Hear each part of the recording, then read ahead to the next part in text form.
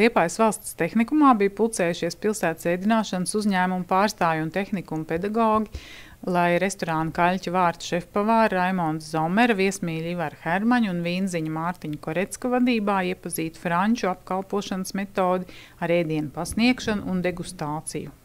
Es gribētu teikt tā, ka viņi ir katrā virtuvē, ir par daļu no franču virtuves, jo vēsturiski un skatoties grāmatas, tad, teiksim, izgriešanas veidi, tas viss ir sācies no Francijas. Tur tā bijusi tā gurmānu meka, gatavošanas izaugsme. Lielais franču pavārs Paul Bocuse, kas bija tas, kas moderno kulināriju, teiksim, izveidoja, kad ne tikai tur liels gaļas gabalu uzcep vēl kaut ko, bet sāk jau veidot to, ko mēs šobrīd strādājam. Tātad tas bija Paul Bocuse, kas arī ir Francijas, kur ir lielās Francijā šīs pavāra skolas, kur arī brauc no Amerikas, kur stažēties. Tur ir bišķi tā nopietnāk visam pieeja. Tā kā, es domāju, arī jebkurā virtuvē, kas it kā saka, ka ir viņa virtuve, ir daļa no franču kaut kādas pamata lietas.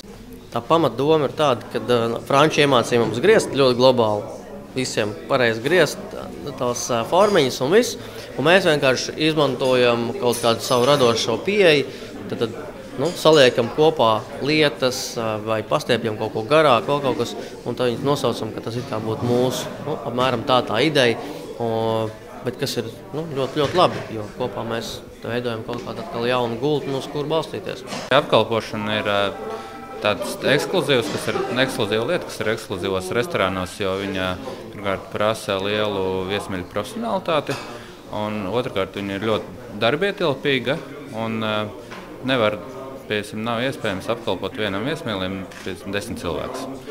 Tas ir mazām, ekskluzīvām, vai tās būtu, pieņemsim, sadarbināšanās kāda, vai kāda kāzu jubileja, vai kāda dzimšanas diena nelielā draugu lokā, un tad strādā vairāk viesmīļi, pieņemsim, sinhroni. Tā nav ļoti izplatīta prakse, bet ir prieks, ka cilvēki arī šādi izvēlās. Kādu vīnu izvēlēties konkrētam gadījumam? Un, protams, ja šis gadījums ir tad, kad jūs ejat pie kāda ciemos, tad vai gatavojat kādu konkrētu maltīti, tad, protams, mēs izvēlamies, attiecīgi vīnu tam klāt.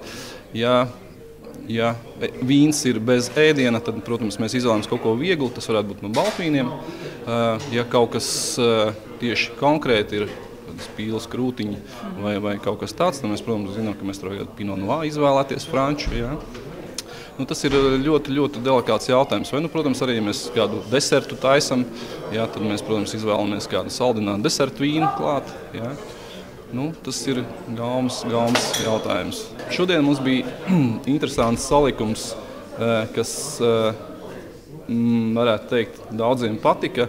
Bija šis pēdējais šokolādes kūka kopā ar šerī. Ideāls salikums bija. Un tad mums, protams, bija sparģeļi lēcām kopā ar vācu rislingu. Tas, varētu teikt, šodien bija viens no favorītu salikumiem.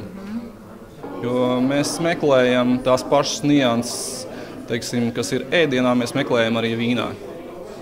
Jāatcerās viens zelta likums arī. Nav likuma kā tāda ēdiena sadarībā ar vīnu nav.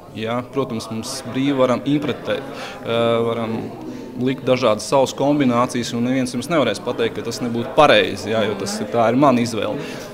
Arī iesakām, tas ir pie deserta, protams, pie deserta izvēlamies arī saldus vīns, tas ir saldu ar saldu liekam. Ja deserts ļoti salds, tad mēs ļoti saldu vīnu liekam klāt, lai viens otru papildinātu, jo ja vīns būs mazāk salds vai tieši otrādi, tad viens līdz ar to zaudēs.